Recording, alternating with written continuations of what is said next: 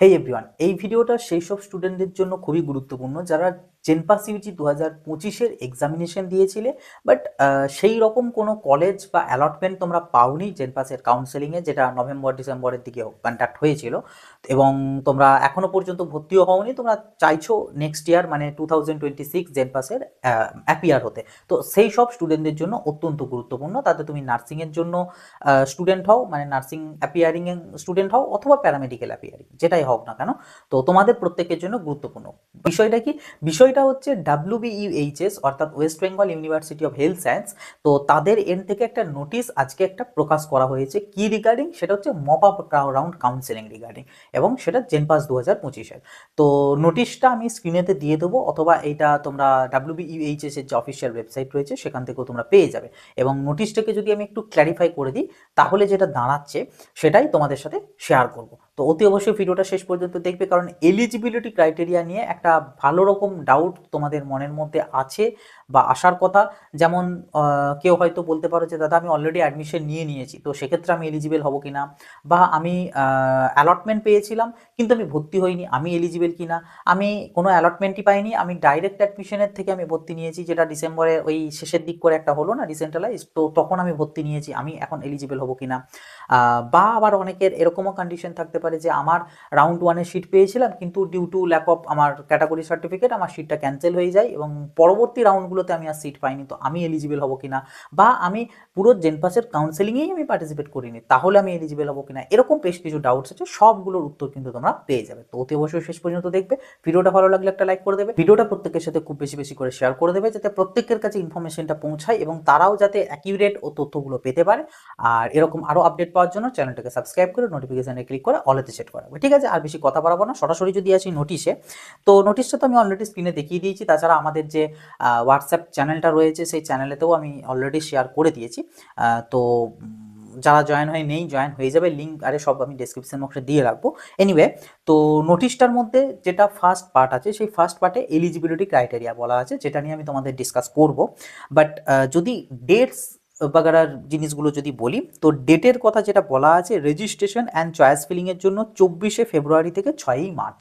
ঠিক আছে, 24শে ফেব্রুয়ারি থেকে 6ই মার্চ হচ্ছে তোমাদের রেজিস্ট্রেশন এবং চয়েস ফিলিং। ওকে, দেন অ্যালটমেন্ট যে লেটার, মানে সিট অ্যালটমেন্ট, মানে এক কথায় হচ্ছে তোমাদের রেজাল্ট দেওয়া, যে কে অ্যালটমেন্ট পেলো কে পেলো না, সেই যে অ্যালটমেন্ট রেজাল্ট, সেই অ্যালটমেন্ট রেজাল্ট দেবে হচ্ছে 12ই মার্চ, এবং তোমাদের 19শে মার্চের মধ্যে তোমাদের ভর্তি প্রক্রিয়াটা কমপ্লিট করতে হবে, যে যা কলেজে অ্যালটমেন্ট পাবে। ঠিক আছে, তো অর্থাৎ 12 তারিখে রেজাল্ট দেবে, মানে 12 তারিখ থেকে 19 তারিখ পর্যন্ত হচ্ছে তোমাদের ভর্তি ডেট। ঠিক আছে, এগুলো হচ্ছে ডেটস বাগারা গেল। কিন্তু এবার আসবে হচ্ছে এক এক করে, যে ফার্স্ট অফ অল হচ্ছে এটা কারা কারা এলিজিবল। দেখো, এলিজিবিলিটি ক্রাইটেরিয়া স্বরূপ এখানে যেটা বলা আছে, এখানে প্রপার ক্লিয়ারভাবে কোনো কিছু মানে বলা নেই, জাস্ট এটুকু ক্লিয়ার হওয়া গিয়েছে যে যে সমস্ত ছাত্রছাত্রীরা জেনপাস ইউজির কাউন্সেলিংয়ে পার্টিসিপেট করেছিলে, মানে নভেম্বরে যে রাউন্ড 1 রাউন্ড 2 হয়েছিল এবং ডিসেম্বরে যে মপ আপটা হয়েছিল, এই 3টে রাউন্ড মিলিয়েই আর কি বলছি। তো যারা পার্টিসিপেট করেছিলে কিন্তু কোনো সিট পাওনি, মানে কোনো সিটই অ্যালটমেন্ট হয়নি, তো সেই সব স্টুডেন্টরা এখানে নির্দ্বিধায় পার্টিসিপেট করতে পারবে। ওকে, সেকেন্ড কারা পার্টিসিপেট করতে পারবে? যারা কোনো রাউন্ডেই পার্টিসিপেট করোনি, মানে তুমি জেনপাসের পরীক্ষা দিয়েছিলে কিন্তু তুমি রাউন্ড 1-এতেও পার্টিসিপেট করোনি, এবং রাউন্ড 1-এ করোনি মানে রাউন্ড 2-তে করতে পারোনি, এবং মপ আপেতেও তুমি মানে পার্টিসিপেট করোনি, তো সেই সমস্ত স্টুডেন্টরাও কিন্তু এটাতে এলিজিবল। ঠিক আছে, তো এই ব্যাপারটুকুই শুধুমাত্র এখানে বলা আছে, এবং কথাটা যেটা বলেছে যে যেসব স্টুডেন্টরা অ্যালটমেন্ট পেয়েছিলে মানে মেন কাউন্সেলিংয়ের থেকে, তারা এলিজিবল নও, এই জিনিসটি বলা আছে। এবার এইটার থেকে বেশ কিছু কন্ডিশন বেরিয়ে আসতে পারে, তো সেগুলো নিয়ে আমি আসবো। তবে তার আগে একটা জিনিস তোমাদেরকে কনফার্ম করে দিই, সেটা হচ্ছে এই যে কাউন্সেলিংটা, মানে এখন এটা যেটা নিয়ে আমি কথা বলছি, যে কাউন্সেলিংটা রিগার্ডিং, এটার সাথে কিন্তু ডাব্লিউবিজেইর কোনো সম্পর্ক নেই, মানে ডাব্লিউবিজেই বোর্ডের, মানে ওদের আন্ডারে এটা হচ্ছে না, এটা কিন্তু ইউনিভার্সিটির আন্ডারে হচ্ছে কাউন্সেলিংটা। ঠিক আছে, মানে এমনটা নয় যে ডাব্লিউবিজেই বোর্ড আবারও একটা কাউন্সেলিং করাচ্ছে। ঠিক আছে, কাজে এই কাউন্সেলিং সংক্রান্ত যা কিছু তথ্য, যা কিছু আপডেট, যা কিছু জিনিস সব কিন্তু WBUHS এর ওয়েবসাইটে পাবে, WBJER এর ওয়েবসাইটে। ঠিক আছে, কারণ অনেকে বলতে পারো, এই ভিডিওটা দেখে আবার অনেকে কমেন্ট সেকশনে এসে বলতে পারো যে দাদা কই নোটিশ তো কই দেখতে পেলাম না, তো সেই জন্য ক্লিয়ার করে দিলাম যে WBJER বোর্ডের সাথে এই কাউন্সেলিংটার কোনো সম্পর্ক নেই, সেই জন্য ওই বোর্ডের ওয়েবসাইটে পাবে না, WBUHS এর ওয়েবসাইটে পাবে। ঠিক আছে, ওকে, যেটা বলছিলাম সেটা হচ্ছে এলিজিবিলিটি ক্রাইটেরিয়া নিয়ে। দেখো, এবার কন্ডিশনগুলো যেগুলো বেরিয়ে আসে, তার মধ্যে ফার্স্ট যেটা জিনিস সেটা হচ্ছে যে দাদা আমি আচ্ছা, কারা এলিজিবল নও যদি বলে দিই, তো একদম 99.9% ধরে রাখো যে যেসব স্টুডেন্টরা রাউন্ডের থ্রুতে অ্যালটমেন্ট পেয়ে ভর্তি হয়েছো, অর্থাৎ সেটা হতে পারে রাউন্ড ওয়ানেতে অ্যালটমেন্ট পেয়েছিলে, ভর্তি হয়ে গিয়েছো, বা রাউন্ড ওয়ানে পেয়ে আপগ্রেড করিয়ে রাউন্ড টুতে এসে পরে যেটা পেয়েছো সেটাই ভর্তি হয়ে গিয়েছো, অথবা কেউ কেউ হতে পারে যে মপা পেতে তুমি পার্টিসিপেট করে পরে সিট পেয়েছো এবং ভর্তি হয়ে গেছো, মানে কাউন্সেলিংয়ের থেকে ভর্তি হয়েছো, সেই সব স্টুডেন্টরা এই কাউন্সেলিংটাতে পার্টিসিপেট করতে পারবে না অ্যাজ পার রুলস বা যেটুকু বলা আছে সেটা। তবে এটাও 99.9% সিওরিটি দিয়ে আমি বলতে পারি। 0.1% আমি এটাকেও আপাতত সাইডে রাখছি, কারণ সেইভাবে প্রপার ক্ল্যারিফিকেশন দেওয়া নেই ওই জন্য। তবে হ্যাঁ, যেটুকু বোঝা গেল যে যারা অলরেডি কাউন্সেলিংয়ের থেকে অ্যাডমিশন নিয়েছো তারা এলিজিবল হচ্ছ না, ঠিক আছে। তাহলে এবার এর উল্টোটা তাহলে কি হবে, অর্থাৎ যারা অ্যালটমেন্ট পেয়েছিলে কিন্তু ভর্তি হওনি, থাকতেই পারে অনেকে, যেমন অনেকে হয়তো তুমি চয়েস ফিলিং লিস্টে প্রাইভেট কলেজ সহ দিয়েছিলে, এবার তোমার প্রাইভেট অ্যালটমেন্ট এসেছে, তুমি প্রাইভেট কলেজে যেতে চাও না বা অ্যাফোর্ড করতে পারবে না, তাই তুমি নাওনি এবং কাউন্সেলিং থেকে বেরিয়ে গিয়েছিলে, বাট তুমি অ্যালটমেন্ট তো পেয়েছিলে। তো সেক্ষেত্রে তাহলে এখানে অ্যাজ পার নোটিশে যেটুকু বলা আছে সেটার হিসাবে যদি ধরি, তাহলে হচ্ছে তুমি এলিজিবল নও। তাহলে কি সত্যিই এলিজিবল নও? এটারও কিন্তু প্রপার অ্যান্সার আমার কাছেও নেই, ইভেন নোটিশের মধ্যেও মেনশন নেই। কাজেই এটা এই এই কন্ডিশনের আন্ডারে যারা যারা পড়ছো, এবং অনেক ক্যান্ডিডেটই থাকবে এটার আন্ডারে, যে যারা সিট পেয়েছো বাট ভর্তি হওনি, কারণ এটা বিশেষ করে মফা পেতেও হতে পারে, মানে মফা পেতে অনেকে অনেক কলেজ হয়তো দিয়েছিলে, দিয়ে অ্যালটমেন্ট এসেছিল, এবার জানো যে আমি আমার পছন্দ হলে যাবো, তা নাহলে যাবো না, ওই জন্য বহু কলেজ দিয়েছিলে, এবার এখন সেই প্রবলেমটা হয়তো আসতে পারে। তো সেই সব স্টুডেন্টদের জন্য এটুকু বলে রাখছি যে নিয়ম অনুযায়ী বা নোটিশে যেটুকু বলা আছে সেটার উপর যদি ভাবি, তাহলে তোমরাও এলিজিবল নও, কারণ তোমাদের নামে অলরেডি তো ডাব্লিউবিজেই যে মানে কাছে যেখানে তথ্য রয়েছে যে কোন অ্যাপ্লিকেশন নাম্বার বা কোন রোল নাম্বারে কোন স্টুডেন্ট আর কোন কলেজে সে পেয়েছে বা পায়নি, তাদের কাছে তো রেজিস্টার আছে যে তুমি এই রাউন্ডে এই কলেজটা পেয়েছো, তুমি ভর্তি হওনি সেটা তোমার পার্সোনাল ম্যাটার, বাট বোর্ড তো সেটা জানে না, বোর্ডের কাছে থাকছে ডাটা যে তুমি অ্যালটমেন্ট পেয়েছো। আর ডাব্লিউবিএইচএস এর এই নোটিশে বলা আছে যে যারা অ্যালটমেন্ট পেয়েছো তারা পার্টিসিপেট করতে পারবে না। তো ওয়ান টাইপ অফ ওই যে স্টুডেন্টগুলো, তোমাদেরকেও এই অ্যালটমেন্ট পাওয়ার খাতাতেই ফেলা চলে, ঠিক আছে। অ্যাডমিশনদের গুলো তো একদমই টোটালি আলাদা ব্যাপার, ওই জন্যই বললাম যে অ্যাডমিশনদের ধরে রাখো তোমরা পারবে না, এলিজিবল নও তোমরা, কিন্তু এই টাইপের স্টুডেন্টদের এখন প্রপারলি ভাবে বলা যাচ্ছে না যে কি হবে না হবে। তোমাদের জন্য উপায় কি, উপায় হচ্ছে একটাই, এই যে 24 তারিখ থেকে যে ডেট রয়েছে, 24 তারিখের সময় তোমরা অ্যাপ্লাই করতে যাবে, দেখবে, চেষ্টা করবে হচ্ছে কি হয়নি, যদি হয়ে যায় ভালো কথা, আদারওয়াইজ কিছু করার নেই, ঠিক আছে। তবে আমার মনে হয় তোমরা অ্যাপ্লাই করতে পারবে না সম্ভবত, ঠিক আছে। এরপর আসছি যেটা আরেকটা যেটা বললাম, যে কারোর সার্টিফিকেট না দিতে পারার কারণে তোমার সিট ক্যান্সেল হয়েছিল, তো সেই প্রসঙ্গটাতে দেখো, যদি কেউ রাউন্ড ওয়ানেতে সিট পেয়েছিলে এবং সেই সিটটা তোমার সার্টিফিকেট না দেওয়ার কারণে তুমি মানে তোমাকে সিটটা ক্যান্সেল করে জেনারেল করিয়ে রাউন্ড টুতে পাঠিয়ে দেওয়া হয়েছিল, এবার রাউন্ড টুতে তুমি সিট পাওনি, মপআপে পার্টিসিপেট করেছিলে বাট সিট পাওনি, তোমরা এলিজিবল, ঠিক আছে, কারণ তোমাদের কাছে কোনো ভ্যালিড সিট নেই, তুমি যে সিটটা পেয়েছিলে সেটা তো ক্যান্সেল হয়ে গিয়েছে, কাজেই ডাব্লিউবিজেই বোর্ডের কাছে তোমার নামে কোনো ডাটা কিন্তু নেই, কাজেই তুমি এলিজিবল থাকবে, কোনো সমস্যা নেই। এবার আরেকটা জিনিস হতে পারে যে তুমি রাউন্ড ওয়ানেতে ওরকম ক্যাটাগরি চেঞ্জ হয়েছে, জেনারেল হয়েছে, রাউন্ড টুতে তুমি সিট পাওনি, বাট মপআপে পার্টিসিপেট করে পরে কোনো একটা সিট পেয়েছিলে, তুমি যাওনি, তাহলে সেই ঘুরে ফিরে আবার সেই তুমি চলে গেলে ওই টাইপের স্টুডেন্টদের আন্ডারে, যারা ওই allotted but did not take admission, সেই টাইপটার মধ্যে চলে গেলে, ঠিক আছে। তো ওটার অ্যান্সার অলরেডি দিয়ে দিয়েছি। তো এটা গেল। আরেকটা জিনিস, সেটা হচ্ছে অনেকে আছো বলতে পারো যে দাদা আমি মেন রাউন্ডের থেকে আমি ভর্তি হইনি, আমি ডাইরেক্ট অ্যাডমিশন নিয়েছিলাম, সেটা হতে পারে এমনি এমনি গিয়ে ভর্তি হয়েছিলে, বা হতে পারে ওই যে ডিসেন্ট্রালাইজড হয়েছিল না আমাদের মপ আপটা হয়ে যাওয়ার পর ডিসেম্বরের ওই একদম লাস্টের দিক করে, ওই টাইমটাতে হয়তো অনেকে ভর্তি হয়েছিল। তো তোমরা তাহলে কি করবে, তোমরা এলিজিবল কিনা দেখো, এখানে মেন রাউন্ডগুলোর কথা বলা আছে, মানে এই নোটিশটাতে যেটা ডাব্লিউবিএইচএস থেকে দিয়েছে, এখানে মেন রাউন্ডগুলোর কথা বলেছে, অর্থাৎ রাউন্ড ওয়ান, রাউন্ড টু আর মপ আপ, ডিসেন্ট্রালাইজডের কথা কিন্তু এখানে বলা নেই, কাজেই ওইভাবে যদি আমরা ব্যাপারটা চিন্তা করি, তাহলে হ্যাঁ তোমরাও এলিজিবল থাকছো যদি কেউ ওইভাবে ভর্তি হয়ে থাকো। তবে হ্যাঁ, এখানে একটা ব্যাপার, সেটা হচ্ছে যদি তোমাদের অলরেডি রেজিস্ট্রেশন হয়ে গিয়ে থাকে, তাহলে হয়তো তুমি এলিজিবল হবে না, কারণ তোমার যে রেজিস্ট্রেশনটা সেটা এই ইউনিভার্সিটির আন্ডারেই হয়েছে ডাব্লিউবিইউএইচএস এর, এবং ওদের কাছে অলরেডি তথ্য রয়েছে তোমার যে তুমি ভর্তি অলরেডি অ্যাডমিটেড ক্যান্ডিডেট, কাজেই সেই সব স্টুডেন্টরা হয়তো এলিজিবল হবে না, কিন্তু যারা ডিসেন্ট্রালাইজডের থেকে ওরকম ভর্তি হয়েছিল, ডাইরেক্ট অ্যাডমিশন নিয়েছিলে কিন্তু এখনো রেজিস্ট্রেশন হয়নি, তারা হয়তো এলিজিবল থাকবে এটাতে অ্যাপ্লাইয়ের জন্য। তবে হ্যাঁ, তুমি যে কলেজে এখন ভর্তি হয়ে রয়েছো সেখান থেকে কিন্তু কোনো পয়সা ফেরত পাবে না, সেটা গভর্নমেন্ট হোক কি প্রাইভেট হোক, কোনো টাকা রিফান্ড কিন্তু পাবে না। তো সেই মতন ভাবনা চিন্তা করে পার্টিসিপেটের দিকে এসো, ঠিক আছে? তো এলিজিবিলিটি ক্রাইটেরিয়া নিয়ে যে সমস্ত প্রবলেমগুলো বা ডাউটসগুলো আসার কথা ন্যাচারালি সবগুলোর মোটামুটিভাবে অ্যান্সার দিয়ে দিলাম। শুধুমাত্র ওই যে অ্যালটেড বা ডিড নট টেক অ্যাডমিশন, ওই টাইপের স্টুডেন্টদের মধ্যেই সব থেকে বড় এখন প্রবলেমটা জাগবে, এবং সেটার প্রপার অ্যান্সার আমার কাছেও নেই এবং নোটিশের মধ্যেও বলা নেই, ওটা একমাত্র তখন দেখা যাবে। ওকে, এবার লাস্টলি অ্যাপ্লাই করার জন্য কোনো টাকা পয়সার বিষয়। দেখো, টাকা পয়সার বিষয় হচ্ছে যারা ওই যে মেন যে কাউন্সেলিংগুলো হয়েছিল রাউন্ড 1, রাউন্ড 2 বা মপ আপ, ওই সময়তে পার্টিসিপেট করোনি, মানে কোনো রাউন্ডেই পার্টিসিপেট করোনি, তো সেই সব স্টুডেন্টদেরকে এখানে পার্টিসিপেট করতে গেলে 500 টাকা পে করতে হবে। বাট যারা ওই রাউন্ডগুলোতে পার্টিসিপেট করেছিলে, সেটা হতে পারে তোমার রাউন্ড 1-এ পার্টিসিপেট করেছিলে, বা হতে পারে কেউ মপ আপেতে পার্টিসিপেট করেছিলে, তো তোমরা ওখানে তো পেমেন্ট করেছিলে, তো ওই জন্য তোমাদের এইখানেতে আর কোনো পেমেন্ট করতে হবে না। শুধু যারা ওই কাউন্সেলিংগুলো পার্টিসিপেট করেনি তাদেরকে 500 টাকা পে করতে, ঠিক আছে? এর বাইরে আর কিছু নাই। আর লাস্টলি যেটা না বললেই নয়, কারণ আমি জানি এইটা নিয়ে কমেন্ট সেকশন ভরে যাবে যে দাদার আমার অমুক র্যাঙ্ক, আমি এই রাউন্ড কাউন্সেলিং থেকে গভর্নমেন্ট পেতে পারি কিনা, বা দাদা এখানে কোন কলেজে কতগুলো করে সিট রয়েছে, কোন কোন ডিপার্টমেন্ট রয়েছে, তো এগুলোর নিয়ে। তো এগুলোর উত্তর হচ্ছে, কোনো অফিসিয়ালি এখনো পর্যন্ত সিট ম্যাট্রিক্স দেয়নি, তবে সিট ম্যাট্রিক্স দেবে।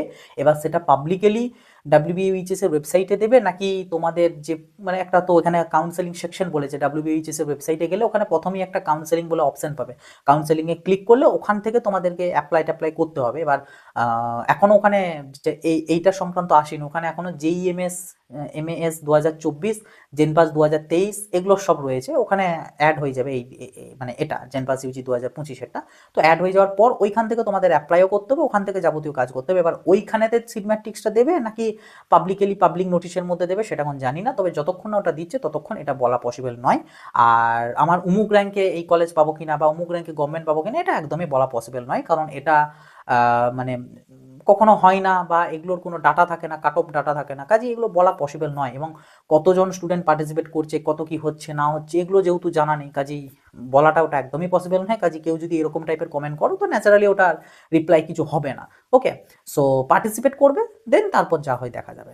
আর আরেকটা জিনিস সেটা বলে দিই, সেটা হচ্ছে অনেকে হয়তো, কারণ এখনও সিট ম্যাট্রিক্স দেয়নি তাই আমি জানি না যে মানে কোন কোন কলেজ রয়েছে না রয়েছে, তো হতেও পারে গভর্নমেন্ট কলেজ নেই, এমনটা হতেও পারে। মানে তোমরা শখ যেন না খাও, কারণ এই যে রাউন্ডটা এটা কিন্তু ভ্যাকেন্সি বেস, ঠিক আছে? মানে ডাব্লিউবিএইচএস এর আন্ডারে যে সব কলেজগুলো রয়েছে, প্রাইভেট অবভিয়াসলি থাকবে, কারণ আমাদের প্যারামেডিক্যাল বা নার্সিং সবই কিন্তু ডাব্লিউবিএইচএস এর আন্ডারই, ঠিক আছে?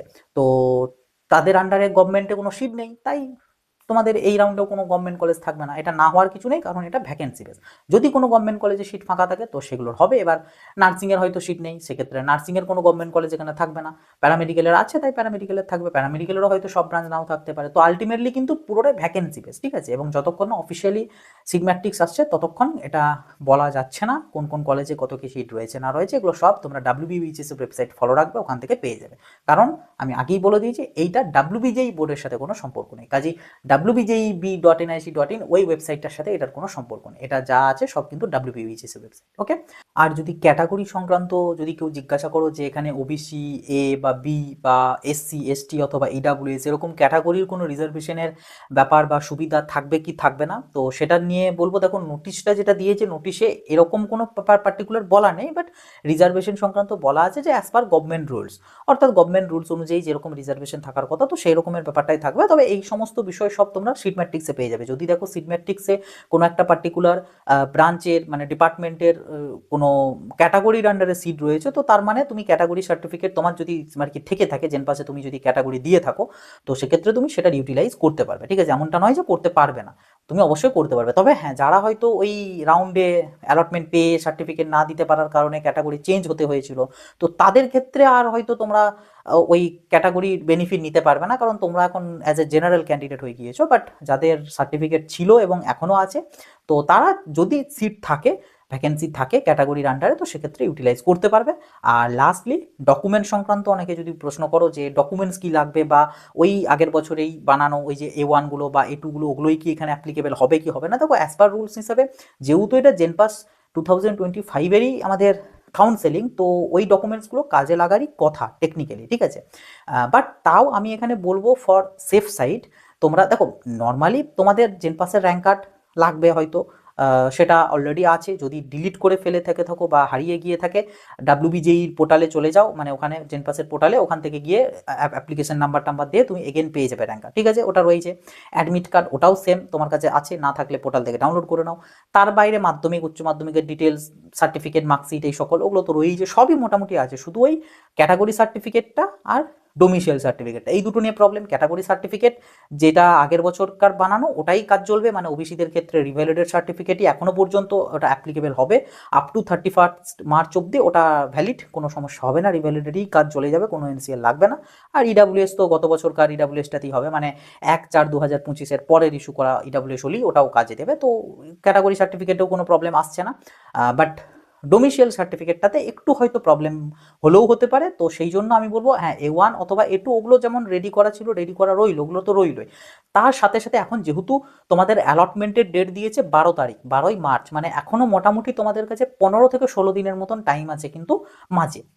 তো তোমরা ইমিডিয়েট আগামী সোমবারের মধ্যে চেষ্টা করো একটা নতুন করে অনলাইন ডোমিসিয়াল, যেটা ই ডিস্ট্রিক্ট ডোমিসিয়াল হয়, সেই ই ডিস্ট্রিক্টের জন্য অ্যাপ্লাই করার, ঠিক আছে? মানে বিডিও লেভেলের হোক, মানে ডোমিসিয়াল অথবা রেসিডেন্সিয়াল, যেটা তাড়াতাড়ি পাবে সেই সার্টিফিকেটটার জন্যই অ্যাপ্লাই করো। দুটো কিন্তু একই জিনিস, ডোমিসিয়াল আর রেসিডেন্সিয়াল সেম জিনিস, বাস অথরিটি বিশেষে ওটা ভ্যারি করে আর কি। Residential certificate I think BDO issue করে, আর ডোমিসিয়াল সার্টিফিকেট সম্ভবত এসডিও ইস্যু করে। এই রেসিডেন্সিয়ালটা পেতে তুলনামূলক বোধহয় কম, মানে কি বলবো, সময় লাগে বা কম ডকুমেন্টসই পাওয়া যায় আই থিঙ্ক। ওগুলো খবর নিও একটু ব্লকে বা অফিসেগুলোতে, আরে খবর টবর নিও, পেয়ে যাবে।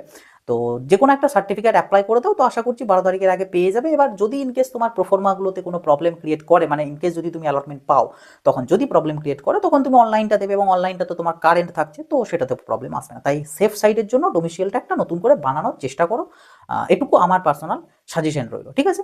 তো এই হচ্ছে ওভারঅল তোমাদের এই WBEHS থেকে দেওয়া JENPAS UG 2025 mop up round কাউন্সেলিংয়ের নোটিফিকেশনের ডিটেলস, ঠিক আছে? আশা করছি এইটা রিগার্ডিং আর তেমন কোনো ডাউটস কিছু নেই। যদি এখনো পর্যন্ত কোনো ডাউটস থেকে থাকে, নির্দ্বিধায় কমেন্ট বক্সে লিখে জানাবে, ওটা তোমাদের জন্যই খুলে রাখা। এবং ভিডিওটা প্রত্যেকের সাথে শেয়ার করে দেবে, যাতে সবার কাছে ইনফরমেশনগুলো পৌঁছায়। আর ভিডিওটা ভালো লাগলে একটা লাইক করে দেবে। চ্যানেলটাই নতুন হয়ে থাকলে অতি অবশ্যই সাবস্ক্রাইব করে নোটিফিকেশনটা ক্লিক করে অলেতে সেট করে রাখবে। তো এই ছিল আর কি আজকের ভিডিও। আবার দেখা হবে নতুন একটা ভিডিওতে। সকলে ভালো থাকবে, সুস্থ থাকবে।